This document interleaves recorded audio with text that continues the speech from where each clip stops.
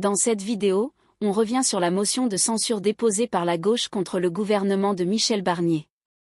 Olivier Faure, premier secrétaire du PS, pense que même si elle échoue, elle permettra de révéler qui est vraiment dans l'opposition. Décryptage des enjeux politiques du moment. Le premier secrétaire du Parti socialiste est persuadé que le RN ne votera pas la motion de censure défendue par la gauche, mais cela permettra selon lui de montrer qui est dans l'opposition et qui est dans la majorité. Ce qu'il faut savoir. Une motion de censure sera bien déposée par la gauche contre le gouvernement de Michel Barnier dès après sa déclaration de politique générale, confirme le patron du PS Olivier Faure dans l'émission Dimanche en politique sur France 3, dimanche 22 septembre. Cette motion sera défendue par le Parti socialiste pour l'ensemble du nouveau Front populaire, assure Olivier Faure, après la présentation de l'équipe du nouveau Premier ministre, presque exclusivement au centre et à droite.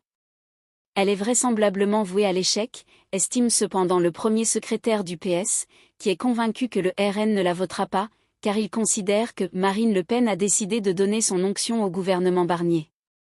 Mais Olivier Faure juge qu'il faut dire des choses claires, on verra ce jour-là qui est dans l'opposition et qui est dans la majorité. Suivez notre direct. Michel Barnier sera l'invité du 20h de France 2 ce soir.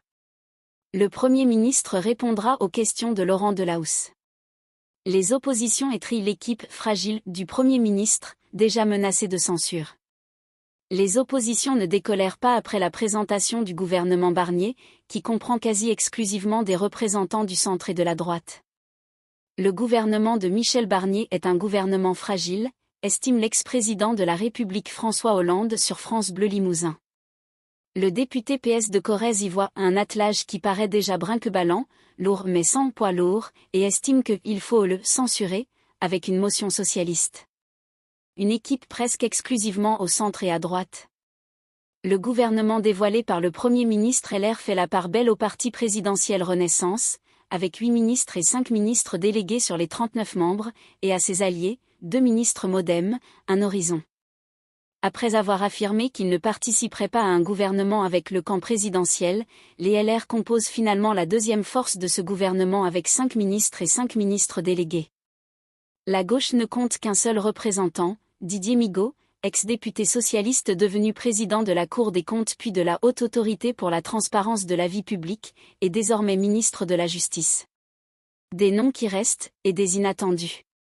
Michel Barnier a gardé en poste certains membres du gouvernement précédent, comme Rachida Dati à la culture et au patrimoine, mais la plupart ont changé de marocain au passage, comme Catherine Vautrin, devenue ministre du Partenariat avec les territoires et de la décentralisation, ou Jean-Noël Barrot, promu ministre de l'Europe et des Affaires étrangères.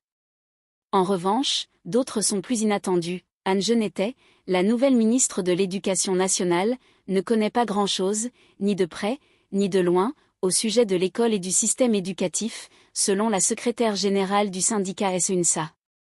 C'est également le cas de Bruno Retailleau, patron des sénateurs LR et fervent opposant à Emmanuel Macron, finalement nommé ministre de l'Intérieur. Merci à tous d'avoir regardé cette vidéo, n'oubliez pas de vous abonner et de laisser un commentaire pour partager votre avis.